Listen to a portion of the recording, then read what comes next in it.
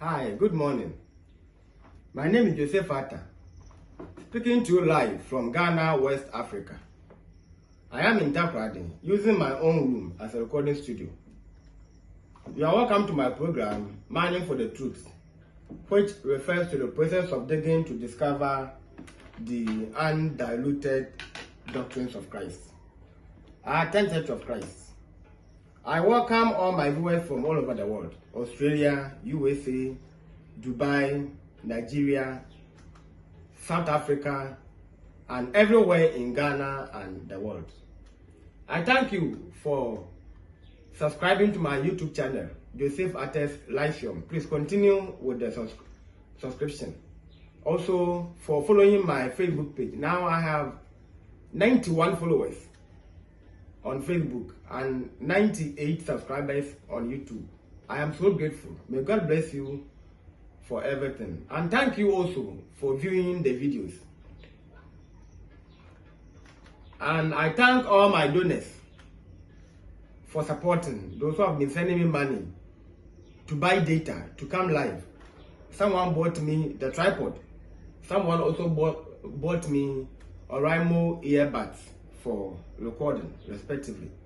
May God bless you so much, and then may He also replaces whatever you have lost. Now, last week we looked at piercing and tattoos. Should the Christian get tattooed? Leviticus 19 verse 28. And people have been viewing the video on Facebook. Thank you so much for everything. We are in chapter 8. So today's is chapter 8. Dressing. Is there a code of dress for Christians? Is there a code of dress for Christians? 1 Timothy 2 verse 9 and 10. And then 1 Peter 3 verse 3 to 5. So these are the two texts that we're going to use for today. So whichever I will open, I will read. 1 Peter 3 verse 3 to 4 to 5. Sorry. Your adornment should not be outward, as plaiting the hair and wearing of gold, or putting on of clothes. Verse 4. But let it be the hidden person of the heart, with the incorruptible quality of a meek and quiet spirit, which is precious in the sight of God. Verse 5. For after this manner in the former times, the holy women who trusted in God also adorned themselves, being submissive to their own husbands. You can add verse 6. Just as Sarah obeyed Abraham, but our interest is not there. Our interest is on dressing. So 1 Peter 3 verse 3 to 5 has been read. We move on to 1 Timothy 2 verse 9 and 10. In like manner also, that women dress themselves in modest clothing, with decency and sobriety, not with braided hair, or gold, or pearls, or costly clothing. Verse 10. But rather that which manifests women professing godliness through good works. So these are the two quotations that we are going to base our teachings on. So by introduction, Adam and Eve were first nude. If you go to Genesis 2 verse 25, 3 verse 7, let's read in case of any misunderstanding, then we clarify. Genesis 2 verse 25. And the man and his wife were both naked and were not ashamed. 3 verse 7.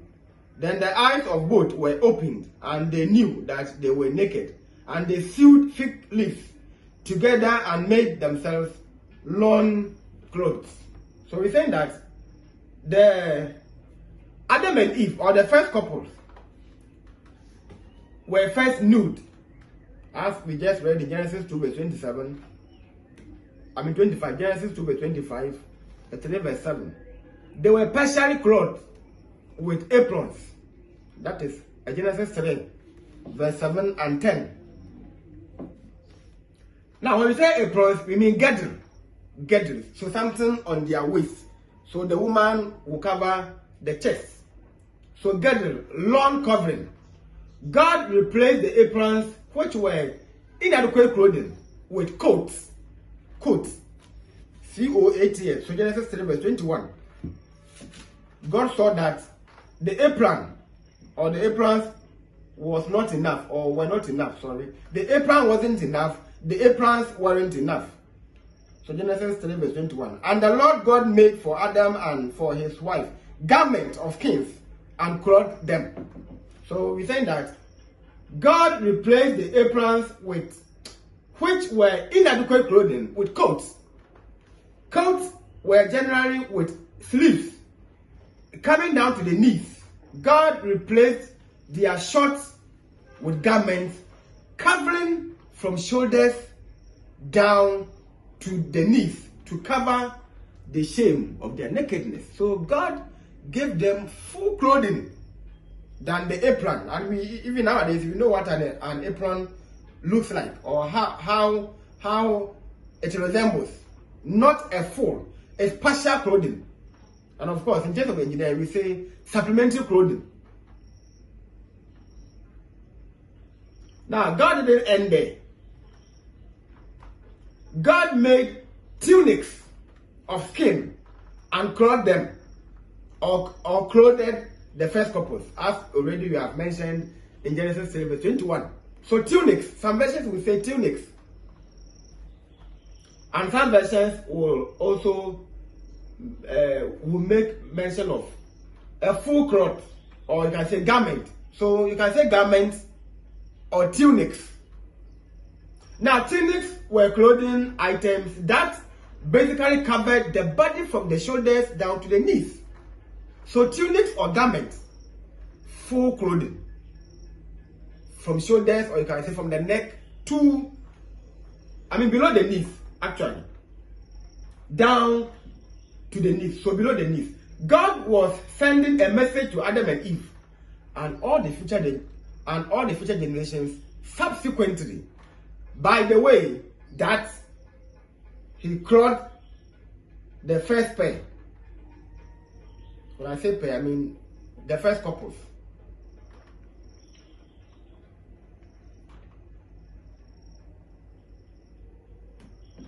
Now we move on by saying that keep the shoulder to knee flesh covered. So God is telling the future generation that as he did for Adam and Eve, so it must continue in every generation. Clothe yourselves from top to down, below the knee. To cover or see nakedness is a euphemism. To uncover or see nakedness is a euphemism for sexual intercourse. Let's go to Leviticus 18 verse 6. Leviticus 18 verse 6. Leviticus 18 verse 6. None of you shall approach any one of his close relatives to uncover nakedness. I am the Lord. The same Leviticus, let's go to 20 verse 7. So Leviticus 20 verse 7. Consecrate yourselves, therefore, and be holy, for I am the Lord your God. Sorry. 20 verse 17, sorry. I read the verse 7, I'm sorry. So Leviticus 20 verse 17. If a man takes his sister, a daughter of his father, or a daughter of his mother, and sees her nakedness, and she sees his nakedness, it is a disgrace, and they shall be cut off in the sight of the children of their people. He has uncovered his sisters' nakedness, and he shall bear his iniquity. That's why we're saying that to uncover or see nakedness is a euphemism for sexual intercourse. Euphemism is the use of a word or phrase that is less expressive but considered less distasteful and less offensive than another. So we mean to use a word that is more polite than not, or than mentioning it in other ways. So someone will say be euphemistic, means be polite. Your words must be wholesome. So when you hear uncover or see nakedness, we mean to lay or to have sex with someone. Now, under the law of Moses, priests who had their thighs uncovered were counted as being naked. Go to Exodus 28, verse 14 to 42. Exodus 28. Exodus 28.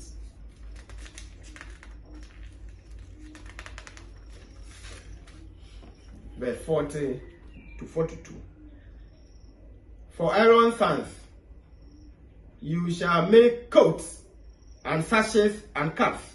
You shall make them for glory and beauty. 41. And you shall put them on Aaron your brother and on his sons with him, and shall anoint them and ordain them and consecrate them, that they may serve me as priests. Verse 42. You shall make for them linen and the garments to cover their naked flesh. They shall reach from the hips to the thighs. So even under the Mosaic dispensation or Judaism, in Exodus 28, verse 40 to 42, priests who had their thighs uncovered were counted as being naked. That is something Christians of our era to emulate. So 2 Corinthians 3, verse 2. We are to emulate. 2 Corinthians 3, verse 2.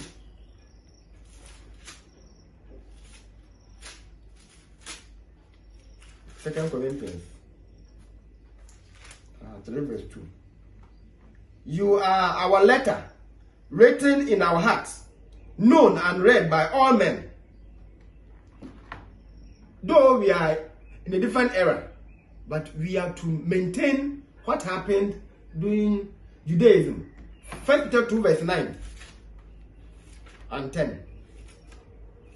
1 Peter 2, verse 9 and 10.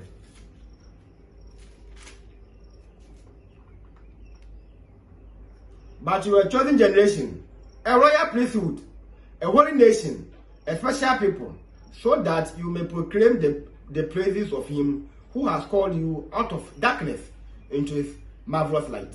Verse 10. You in time past were not a people, but are now the people of God, who have not obtained mercy, but now have obtained mercy. So this era must imitate B of my intro. Now in the Bible, simplicity is defined as a practice of removing distractions from our lives. Simplicity is defined as the practice of removing distractions from our lives. Simplicity is not about self-denial. It is a necessity. Indecent dressing represents a harlot. Proverbs 7, verse 10. Proverbs 7, verse 10.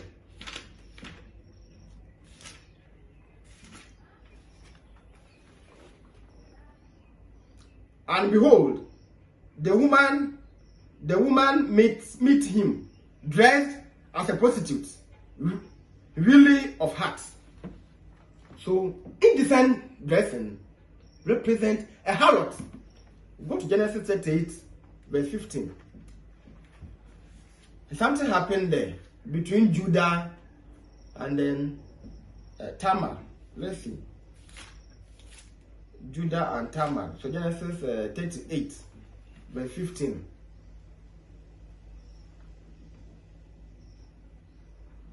When Judah saw her, he thought she was a prostitute, for she had covered her face.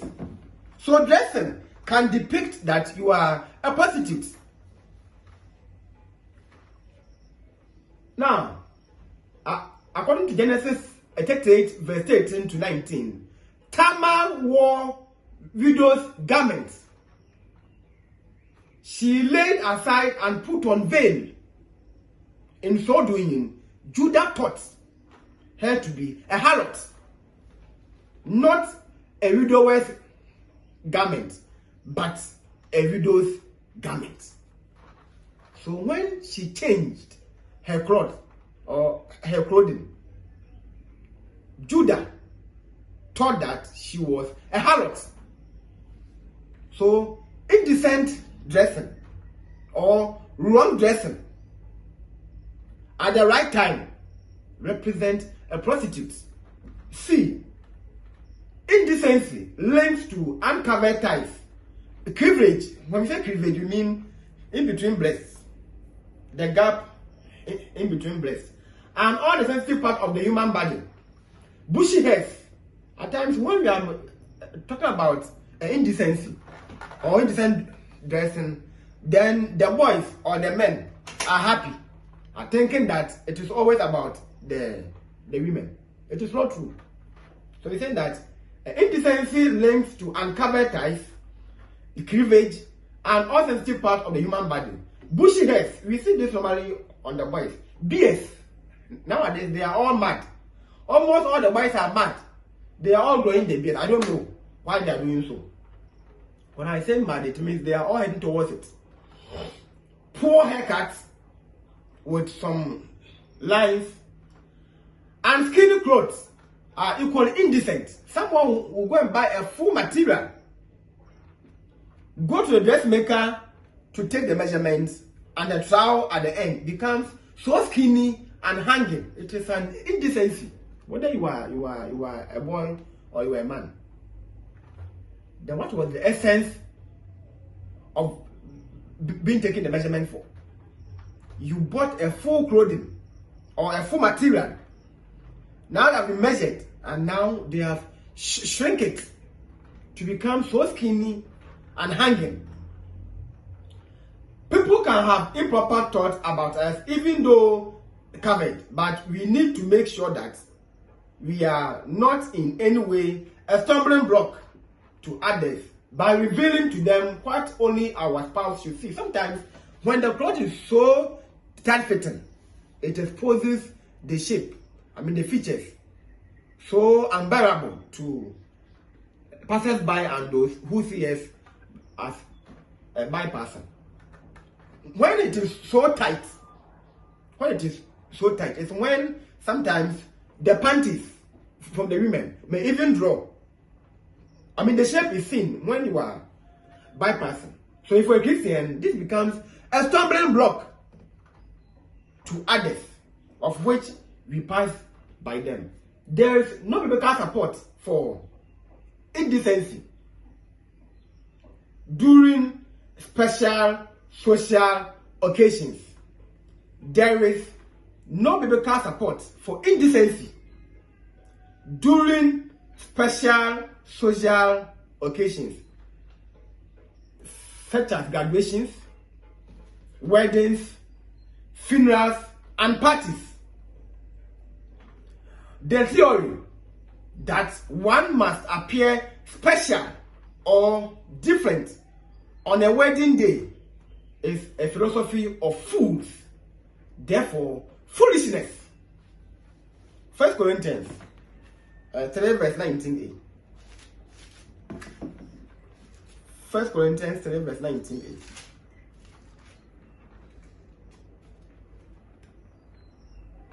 For the wisdom of this world is foolishness to God.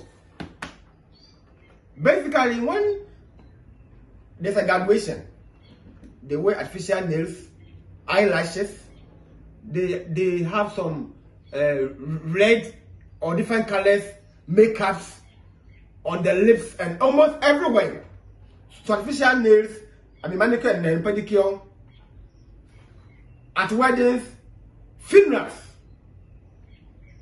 And when you ask them, the sensible answer they will give it to you, both from the in-laws, the couples, those who are there, is that today is a special day. So therefore, you must be special. And I am asking you that, where is your biblical support to prove that God has approved that on your wedding day, wear artificial nails, apply makeup,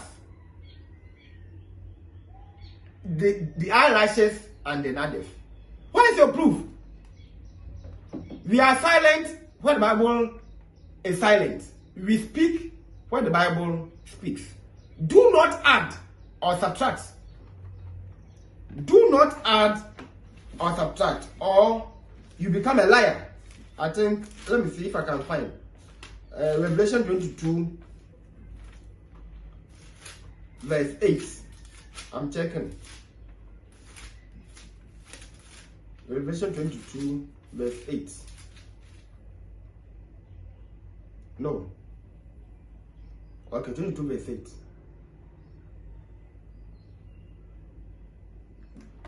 Now let's even go to verse 9.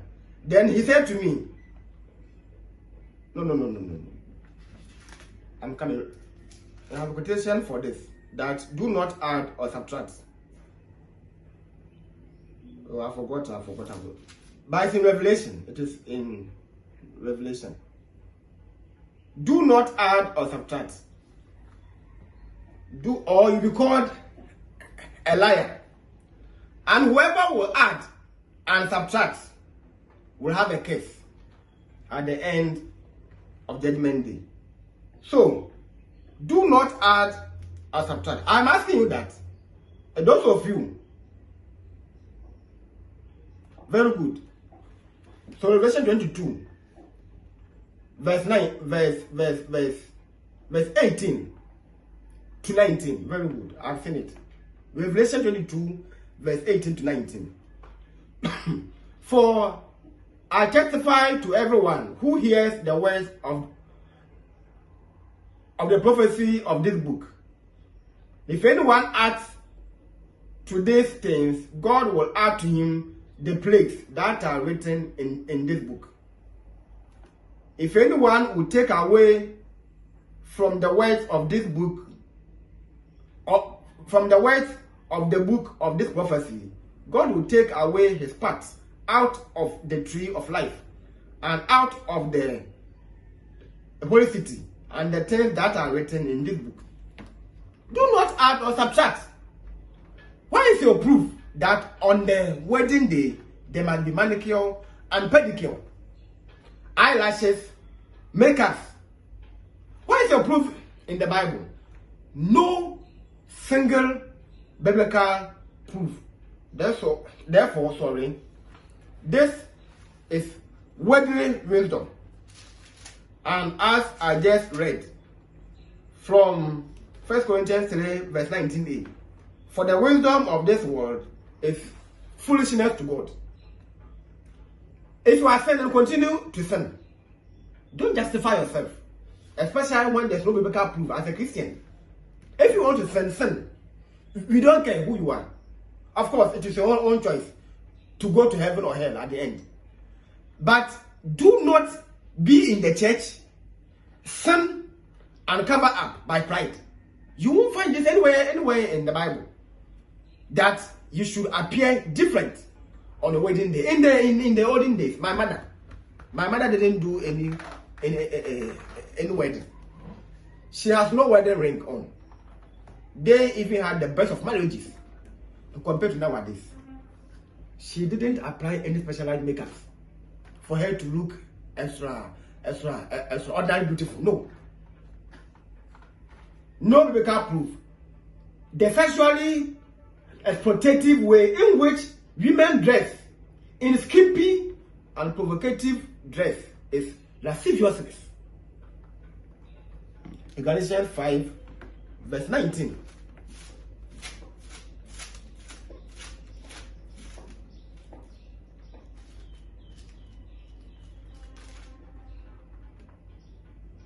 Now the works of the flesh are manifest, which are fornication, uncleanness, lewdness. I will even end there. The sexually exploitative way in which women dress in skimpy, skimpy, and provocative dress that are capable of provoking the thoughts is lasciviousness. As I just read in Galatians 5 verse 19. Now, lasciviousness is defined as inciting to lust or wantonness. Romans 13 verse 13. Romans 13 verse 13.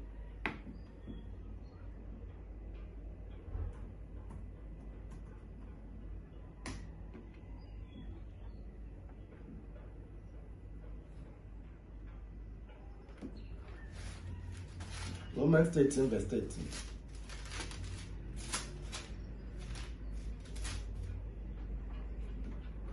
Let us walk honestly in the day, not in revelings and drunkenness, not in sexual promiscuity and lewdness, not in strife and jealousy.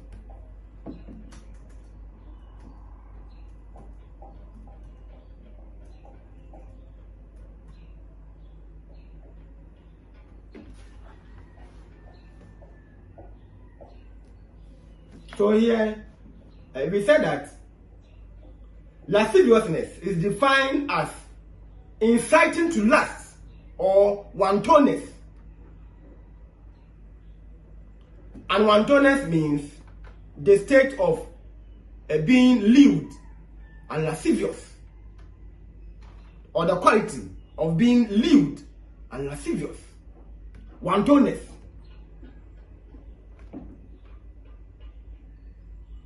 Indecent bodily movements. So we have lasciviousness being defined as inciting to lust or wantonness, and indecent bodily movements. The way you walk and then you are shaking. For the buttocks, precisely on the part of the women, to shake up, to shake for men, to entice men, to provoke them. And if you are the man, you wear fit to show your muscles and then others. It means that which would produce lewd or lustful thoughts or emotions. We are still on lasciviousness. Inciting to lust or wantonness. Indecent bodily movements. And that which would produce lewd or lustful thought or emotions. Some will go home being overburdened, thinking about how the Christian woman walked to pass them. So you see that the lust will preoccupy the mind, and this person cannot sleep. It may end up in rape sometimes. D. The clothing these young women wore or lack thereof exposes most of their female assets for all the world to see. So we say that the clothing these women wore or lack thereof exposes most of their female assets for all the world to see. Even hidden women knew the embarrassment of lifting their skirts to cross a river. Let's go to Isaiah. Of course, now I'll give you the objectives. I'm doing the introduction, so I'll give you the reason why we are learning. Let's go to Isaiah 47. Isaiah 47.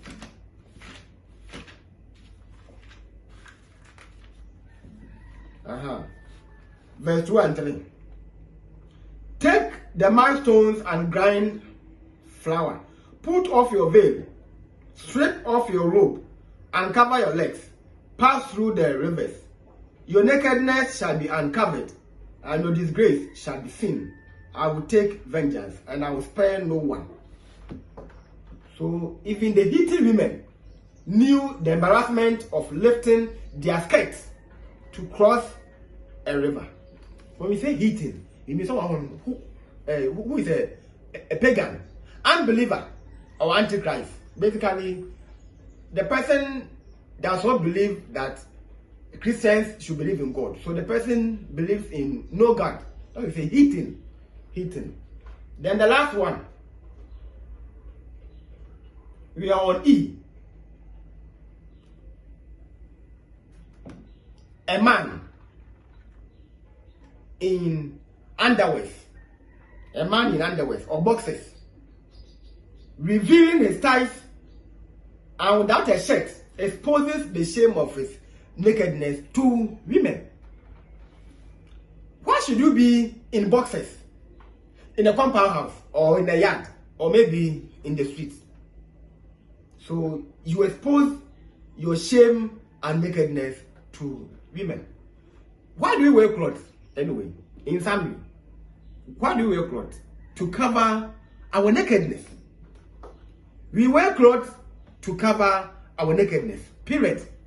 So therefore, God changed the apron into garments or tunics to cover the full body for Adam and then Eve.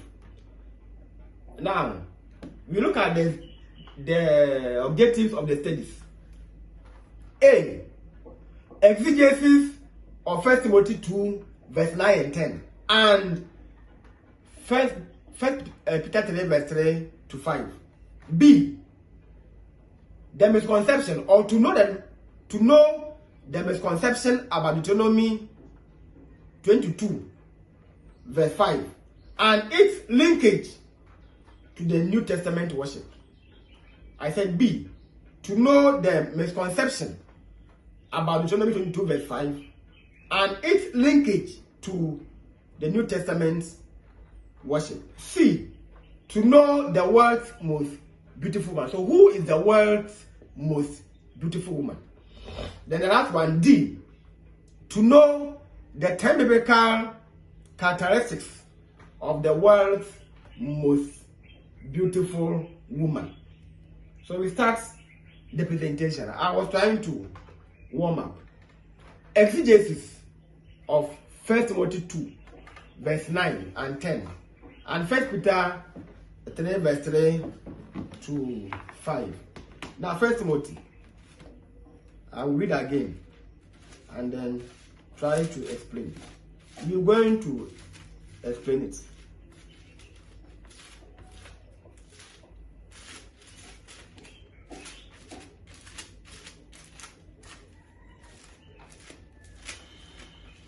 First Timothy.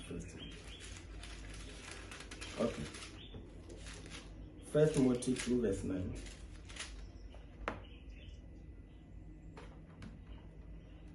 In like manner also, that women dress themselves in modest clothing, with decency and sobriety,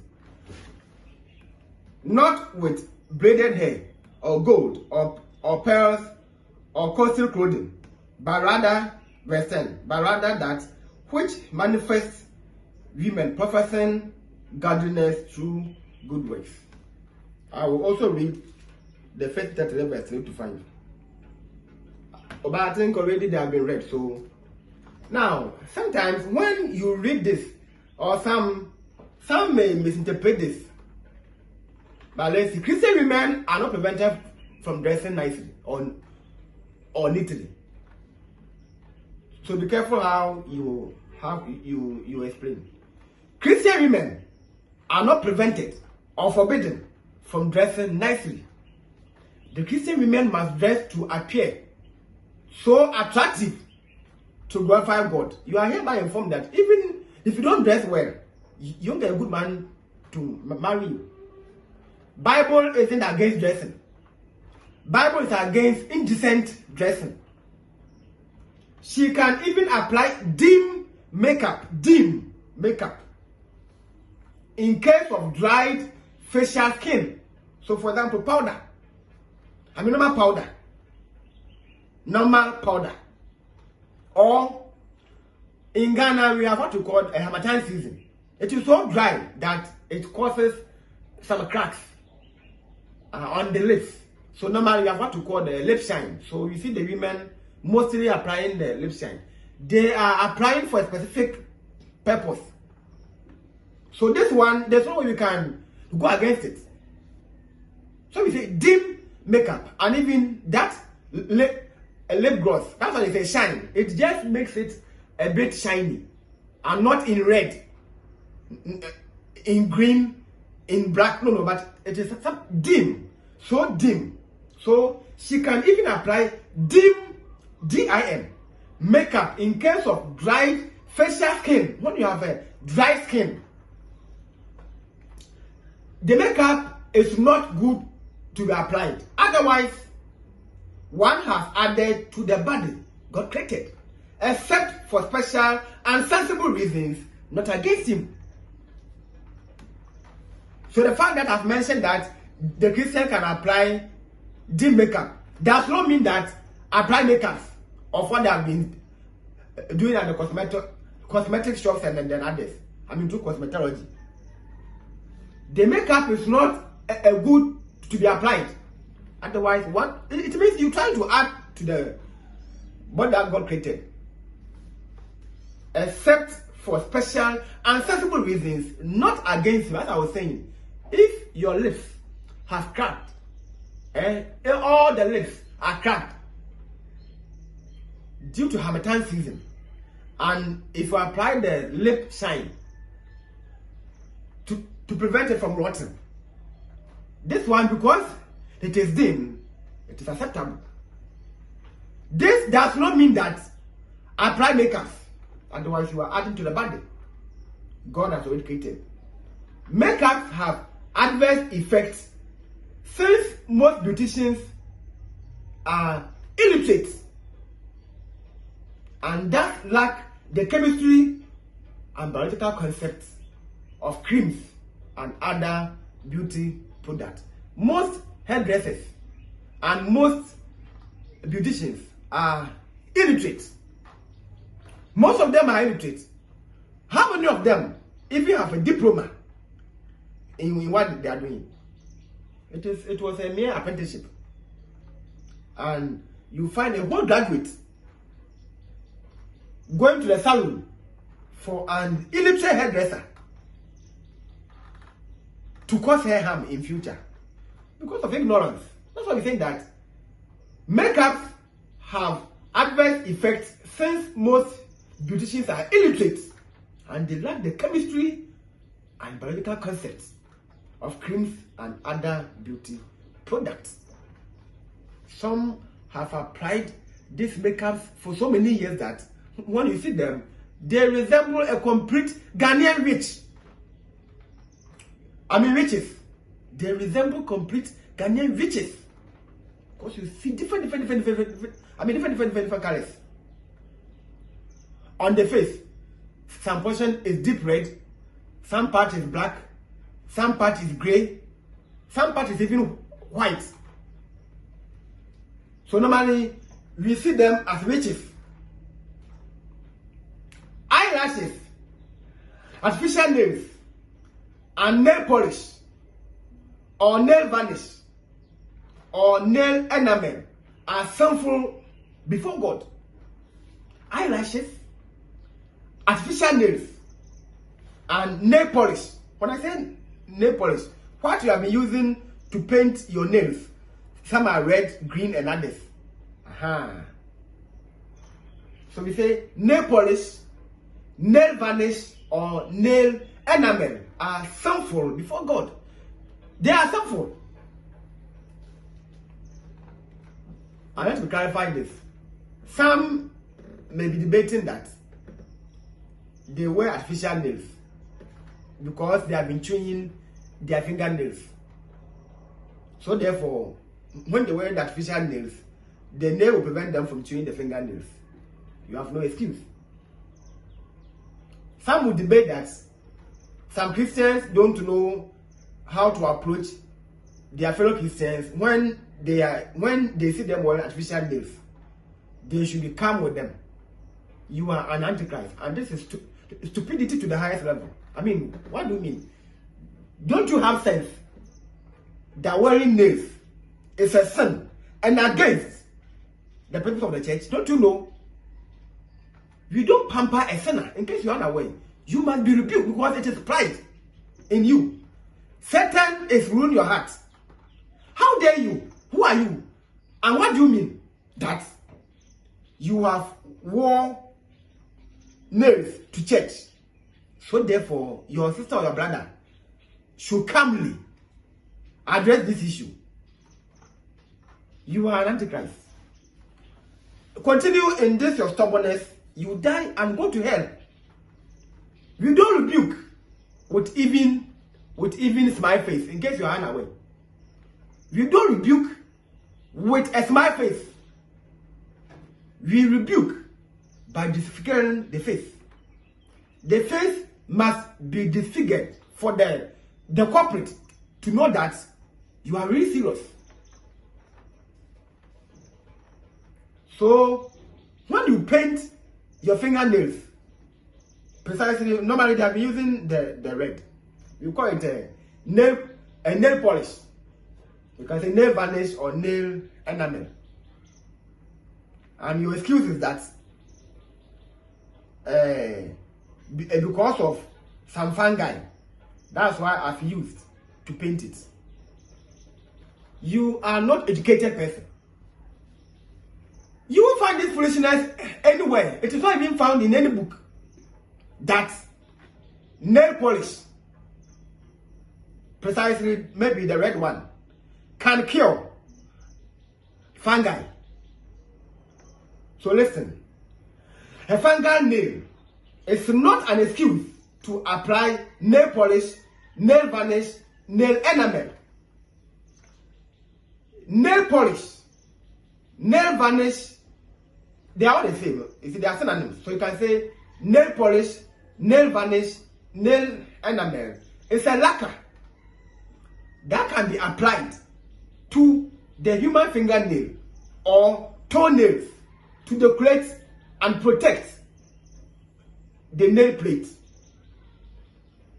The phrase to decorate and protect the nail plate illustrates that a fungal nail must be treated with antifungal serum, not nail polish, varnish, enamel. I can always prove a point. You see, for the Antichrist, they become so annoyed when you disprove them. Oh, then they are angry. Oh, they become so angry. Why? Because Satan, who has been ruling in their heart, has been defeated by Christ. We can only rule Satan by the Bible. You have no excuse. I said you find this foolishness anywhere in the Bible or in any book. It means the book was even authored by someone who isn't a professional person. Once again, I'm saying that painting your fingernail is not a cure to fungal nail. In case you are that ignorant. Because I'm using the Bible to prove everything. I won't waste time to go on and to Google anything. I'm using the Bible to prove it. So here we are saying that eyelashes, of course, I'm trying to reiterate. Artificial nails and nail polish, varnish or enamel are sinful before God. They are sinful. They are sinful. No matter how you justify it, they are sinful. Period. a fungi nail is not an excuse to apply nail polish, varnish, or enamel.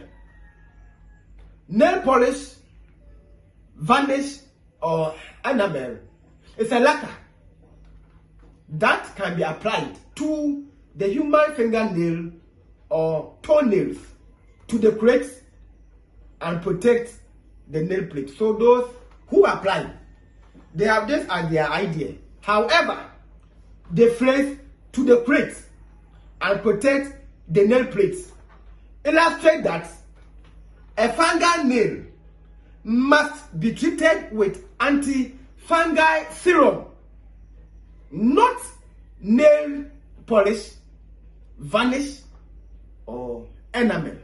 I suppose this has been clearly explained.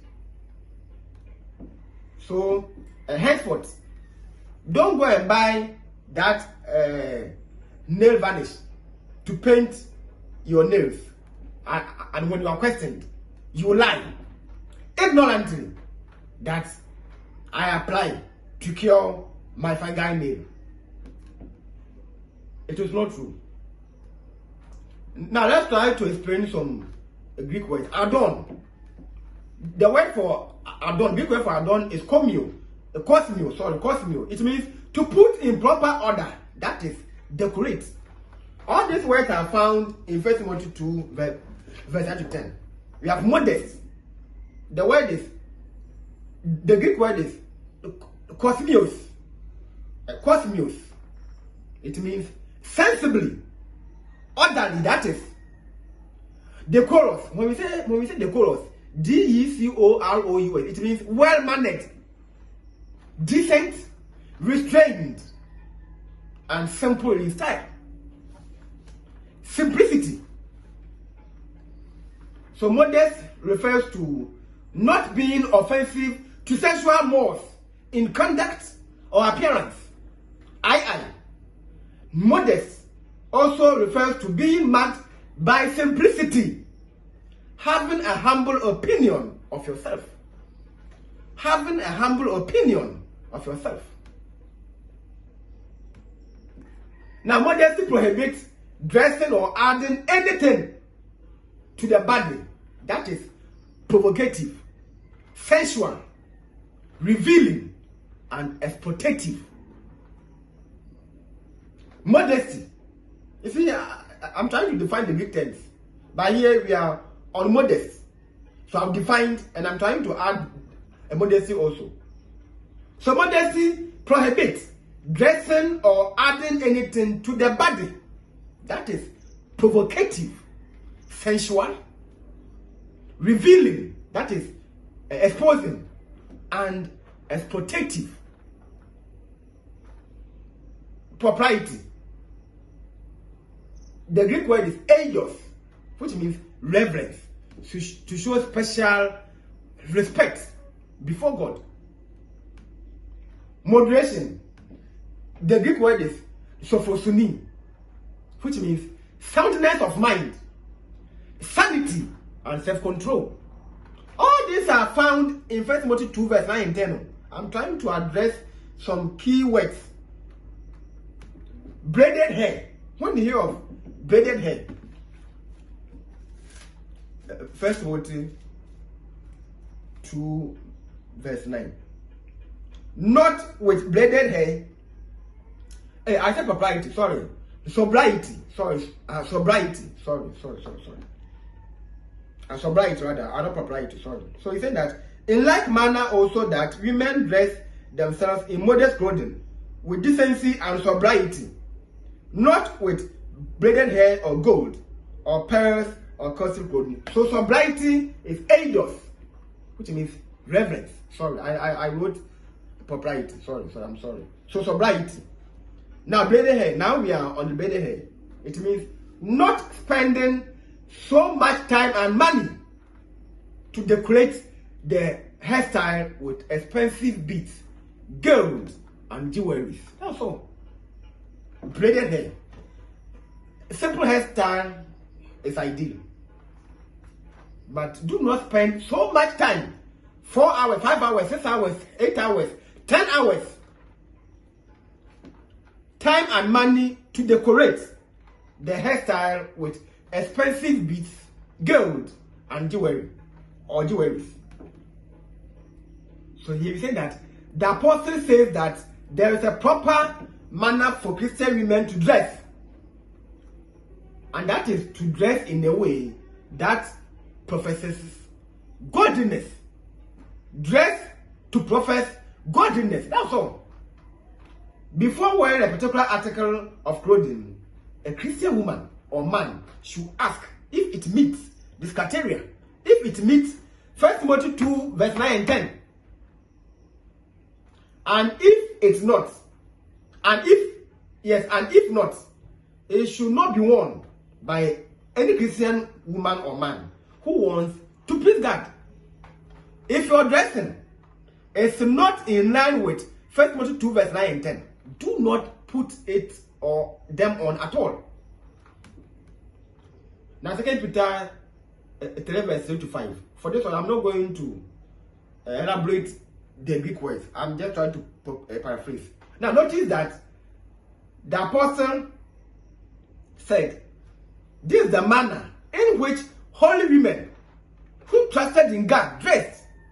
Therefore, there was a proper dress for those who were serving God in former times. And Peter advocates this manner of dress, not style, for Christian women today or this era.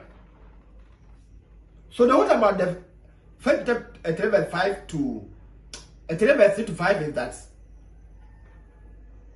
the women in the Bible, I mean those who are gone, they had their way of dressing, and therefore there was a proper dress for those who were serving God in former times. And therefore Peter is here to advocate this manner of dress, not style, for Christian women today. So we are down with the exegesis of the text. That's the A. Now we are on B. Hi, there's a problem here. So let's see this one. Deuteronomy 22 verse 5. Hey! You see how people fumble with this? Even at times my own church members. When I say my church members, I mean it could be different branches. So Deuteronomy 22 verse 5. Actually, I'm going to create consciences here. And it is not easy. Okay, 22 verse 5.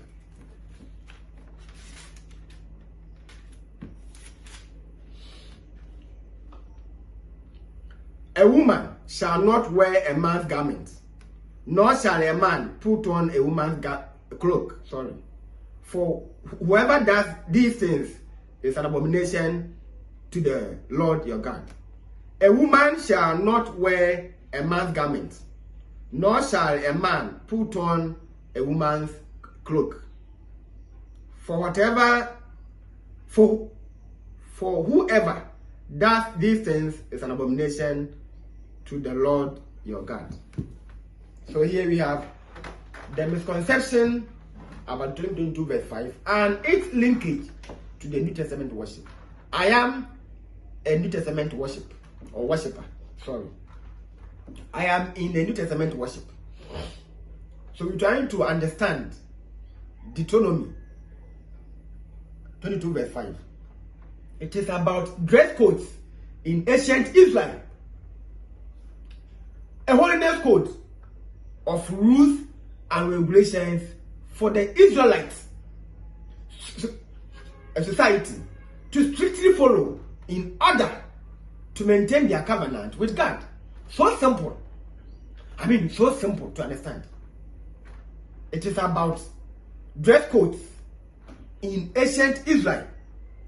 A holiness code of rules and regulations for the Israelite society to strictly follow in order to maintain their covenant with God. It may be also directed especially to priestly sacred garments prohibited not to be worn binary priests or the opposite gender. It may be also directed especially to priestly sacred garments, prohibited not to be worn by non-priests or the opposite gender. So here we are saying that it was about specialized clothing to be worn by the priest. Simple. And therefore, if you are not a priest, you were forbidden to wear. Likewise, if you are a woman, you can't wear. All because the priests were men. So how can the women in the days of the Israelites wear or wore male garments? Its linkage to the New Testament worship is that this text is seen as part of the Old Covenant, or the Old Covenant laws for the nation Israel only, and it is no longer binding on Christians. Colossians 2 verse 14. When Christ died, he wiped out Mosaic dispensation from the way. Colossians 2 verse 14.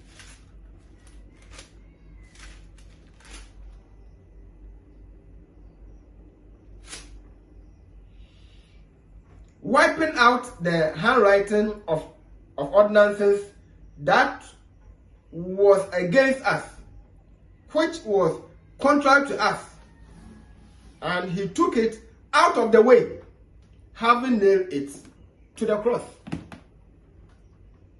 So the 2022 verse 5 is seen as part of the Old Covenant laws for the nation Israel only, and it is no longer binding on Christians. So, interpreting this verse as a Christian in this era, as a teaching principle of distinction between men and women dressing, it's a gross digression. Christian women, so basically they will say that the women are not supposed to wear trousers, or they're not supposed to wear what belong to the men. Who told you that? This is what was said in this text. Christian women are not forbidden to wear trousers. Nowhere in the Bible have I ever seen that Christian women are forbidden from wearing trousers, but must be in strict accordance with modesty and not offensive. That's all. So it should be loose trousers, loose, not fit or skinny. Skimpy. No, it should be loose. Then you wear something like a gown to cover the butt. So the trousers should be so loose. So you can't prove to me that Deuteronomy 22 verse 5 is saying that women shouldn't wear trousers in New Testament worship. However, even this law does not even bind to us. We are Israel of God. Galatians 6 verse 16c. Not the nation Israel. This law was even applied to the nation Israel. We are Israel of God.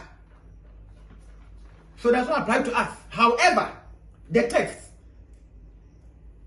was never about forbidding women from wearing trousers, but rather dress codes in ancient Israel, a holiness code of rules and regulations for the Israelite society to strictly follow in order to maintain their covenant with God, period.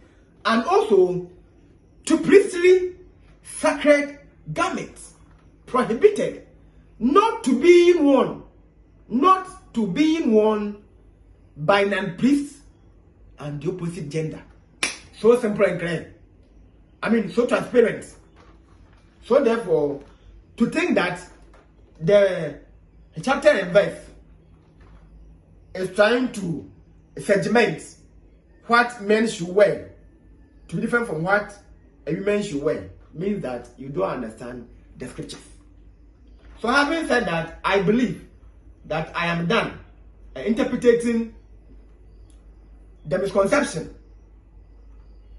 by Deuteronomy 22 verse 5 and its linkage to the New Testament worship. If you want to wear a crown as a woman, it should not be skimpy, should not be exploitative, should not be provocative, must not be offensive, but in modesty, with reference to 1 Timothy 2 verse 9 and 10, 1 Peter 3 verse 3 to 5.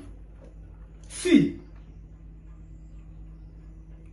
the world's most beautiful woman, the world's most beautiful woman. Who is she? Who is she? So let's see. Now I'll take you to Washington DC. I'm in America. So American supermodel Bella Hadid. American supermodel Bella Hadid is world's most beautiful woman according to science. American supermodel Bella Hadid is world's most beautiful woman according to science. She has a face that is 94.35% perfect. She has a face that is 94.35% perfect. So based on this, the world has seen her as the world's most beautiful woman. She is from Washington, DC. So the question, who is the most beautiful woman? Well, she is not a movie star, actually. Of course, she's a model. So she is not a movie star, and she does not live in Hollywood. She is not a movie star, and she does not live in Hollywood. She is beautiful in the sight of God, who looks at the heart. 1 Samuel 16 verse 7. I mean, using the Bible to prove and disprove all errors. And once again, the Antichrist is so annoyed. When they see you speaking from the Bible, then they are so angry because they can't defeat you again. And therefore, always I'll use the Bible. Because they don't know the Bible. In fact, they're already against Christ. So why would they even waste time? The word is Christ, so they won't even come near because it will expose them. So 1 Samuel 16 verse 7. I think God looked at Moses' heart. I said Moses' heart. David's heart. But the Lord said to Samuel, do not look on his appearance or on the height of his stature, because I have rejected him. For the Lord sees not as man sees. Man looks on the outward appearance, but the Lord looks on the heart. When Samuel was sent to go to anoint David to replace Saul. So therefore, we have seen that the word most beautiful woman is what God will classify in 1 Samuel 16 verse 7. The world admires beauty as never before. Hollywood pays more than ever for beautiful actresses, and the public pays more to see them. But that is outward beauty, which they pay so much to see. That is the beauty which is charmingly deceitful and vain. So Proverbs 31 verse 30.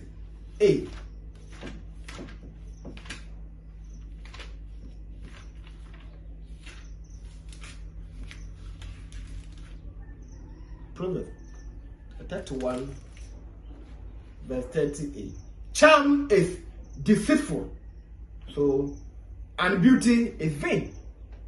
Charm is deceitful and beauty is vain. That's why we're saying that. Hollywood, no, the world admires beauty as never before. Hollywood pays more than ever for beautiful actresses. So it means if you are ugly, or they won't select you for the audition because you are ugly, and the public pays more to see them. But that is outward beauty, which they pay so much to see.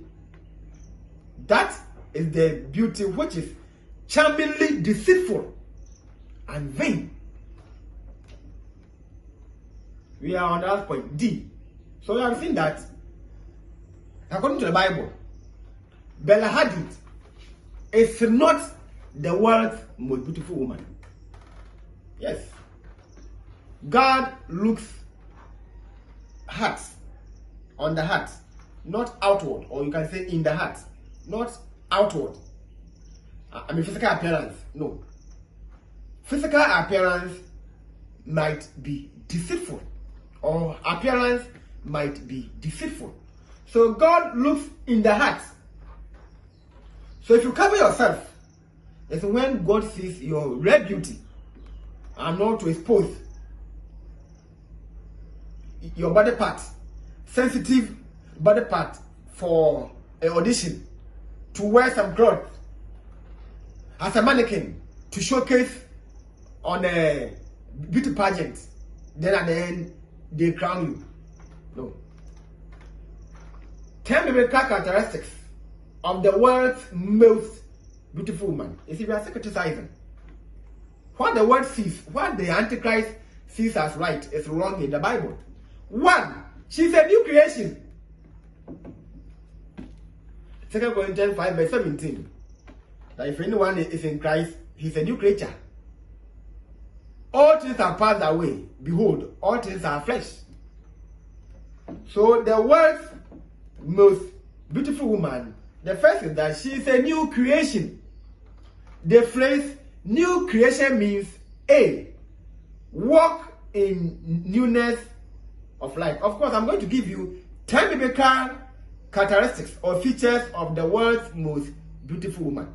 And the first is she's a new creation. A new creation, as a phrase, means walk in newness of life.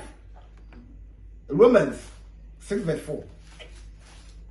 Romans 6 verse 4.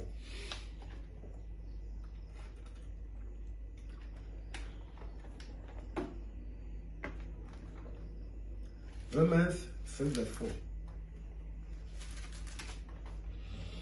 Therefore, we are buried with him through immersion into death, that just as Christ was raised up from the dead through the glory of the Father, even so we also might walk in newness of life. So the new creation walk in the newness of life. 2, put off the old man with his deeds. Colossians 3 verse 9. I have fact to buttress every argument. I love challenge. So when I quote, I read. So that in case I am wrong, that I can correct myself. And then you, the reader or the listener too, can also correct me. So Colossians 3 verse 9. Do not lie to one another, since you have put off the old man with his deeds. To put off old man with his deeds means the things once loved are now abhorred. The things once loved are now, we detest it when she sees. So this means the things she once loved are now abhorred. She now detests them so much. So you go for any audition to expose yourself that you are the world's most beautiful woman. This isn't found in the Bible. C, we are still on point 1. C, put on. So the phrase new creation means put on the new self. That is righteousness and holiness. Ephesians 4 verse 24. Ephesians 4 verse 24. And to put on the new man, which after God is created in righteousness and true holiness. So I've given you 3 definitions of new creation. Number 2, she's a Christian. The believer is not a Christian. Church members are not Christians. she is a Christian. She is a Christian. Acts 11, verse 26, where the disciples or the members were first called. I will even read it. I don't want to guess for someone to think. Acts 11, verse 26. Let me read. Acts 11, verse 26. And when he had found him, he brought him to Antioch. And it came to pass for a whole year that they assembled with the church and taught many people. And the disciples were first called Christians in Antioch. This was divine call. It was not just a name. Divine call. You can also go to Acts 26, verse 28, where the king said, Paul has almost persuaded him to become a Christian. Acts 26, verse 28. Then Agrippa said to Paul, in a short time, you almost persuade me to become a Christian. 1 Peter 4, verse 16.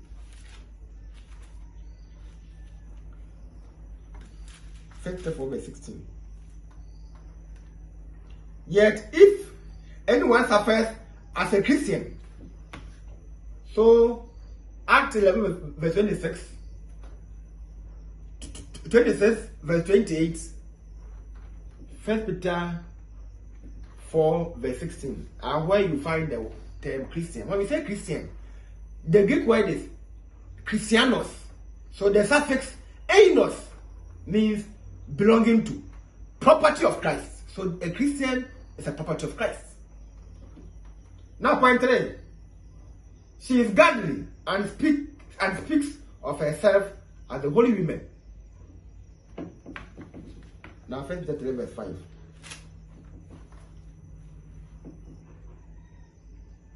For after this manner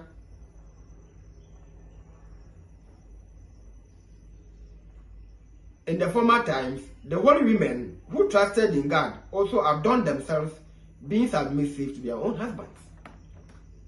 She is godly and speaks of her as the holy women. She must be holy. Point 4. She is in subjection to her husband and not a suffragette. I'm not a suffragette. 1 Peter 3, verse 6. Just as Sarah obeyed Abraham, calling him Lord, whose children you are, if you do right and are not afraid with any terror. Sarah obeyed and called his husband Lord. She is in subjection to her husband. That's the meaning of today's, or the word most beautiful woman from the Bible.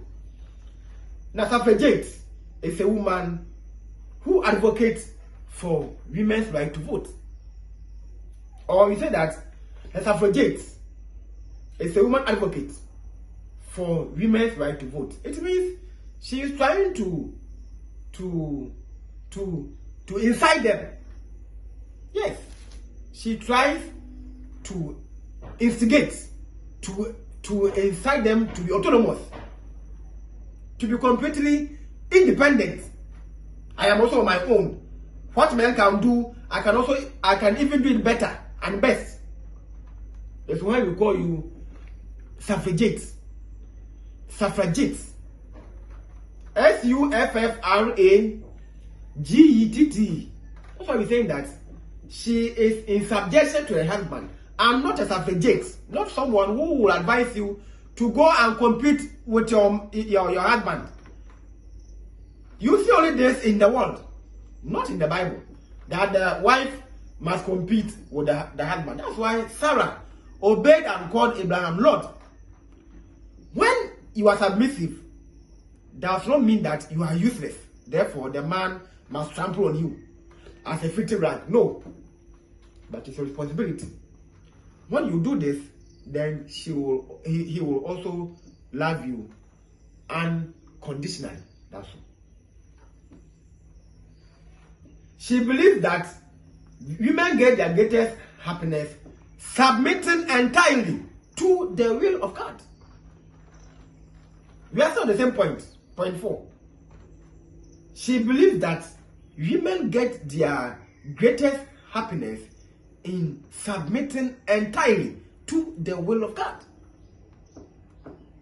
And not to become antagonistic, to go against a complete antagonistic to men, to gather women, to fight against men in the society. Now, point 5. She can win her husband to the Lord by her chastity or virtuous behavior. 1 Peter 3 verse 1.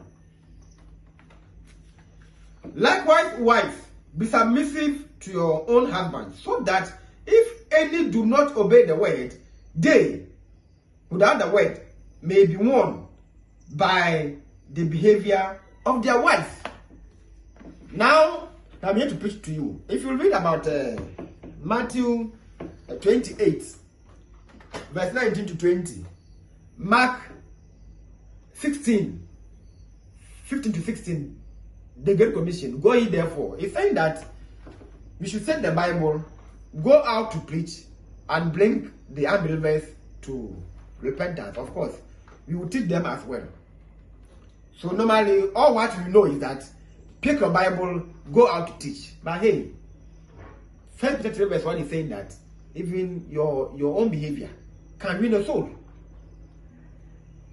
Your behavior, virtuous behavior, can win an unbeliever husband to converted, to become a Christian. Virtuous behavior. We are still looking at 10 features, 10 biblical features of the world's most beautiful woman. Now, point 6. Her adornment is not outward, but spiritual. So, 1 Peter 3 verse 3.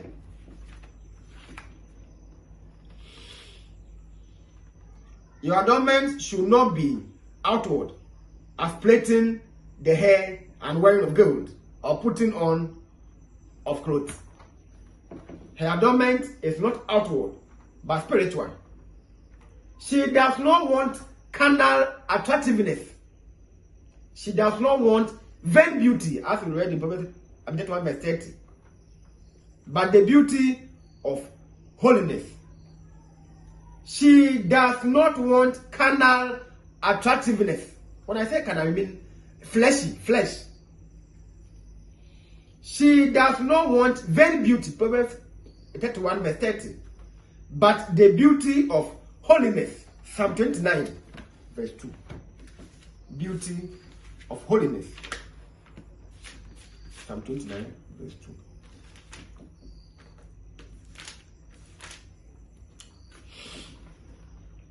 Ascribe to the Lord the glory due his name. Worship the Lord in the splendor of holiness. Now, point 7. Her beauty is in the hidden man of the heart. 1 Peter 3 verse 4. But let it be hidden person of the heart, with the incorruptible quality of a meek and quiet spirit, which is precious in the sight of God. She has the incorruptible apparel of a meek and quiet spirit. Simplicity. She dresses so simply, she covers up everything. No miniskirts, no show your back, show your stomach and tummy, bare back, spaghetti dressing, knickers and shorts to roam in the streets as if you're a prostitute. Point 8. She focuses on inward beauty, only for the Lord to see. This is very precious in the sight of God. Same Bible quotation, 1 Peter 3 verse 4. She focuses on inward beauty, not only for the Lord to see. Sorry. She focuses on the inward beauty only for the Lord to see.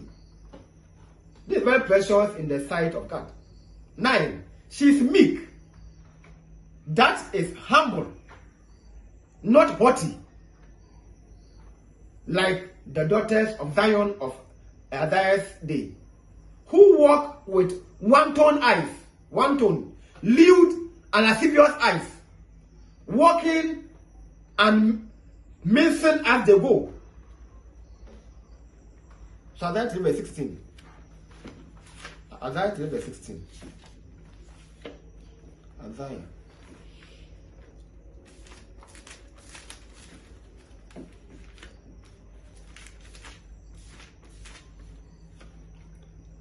So you see them in town walking and then shaking themselves to attract negative customers. So 3 verse 16. If all men are like myself, no one will stare at you. Actually, I don't stare at women. For what? Why should I stare at my fellow human being? For what? I hate indecency. So I am not even interested in that.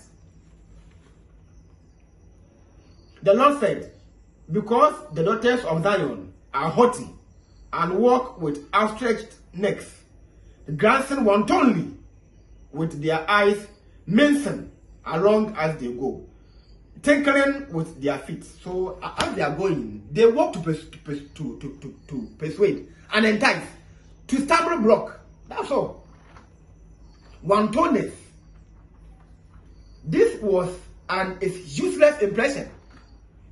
To walk to impress, and to walk wantonly, or to walk to mince, to attract, was useless.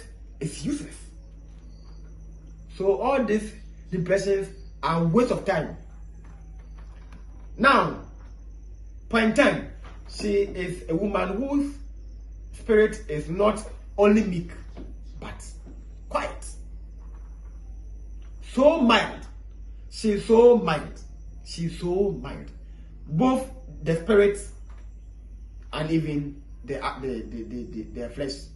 Everything is so mild. Now, conclusion. We are saying that dress not to be lasted. Matthew 5 verse 28. But I say to you that whoever looks at a woman to lust for her has already committed adultery with her in his heart. Dress not to be lasted. The Christian must avoid extravagant and indecent dressing. Extravagant, too expensive. Too expensive. You must avoid extravagant and indecent dressing. Point 2. Woe to that man by whom the offense comes. Matthew 18 verse 7. Luke 17 verse 1 and 2. Matthew 18 verse 7.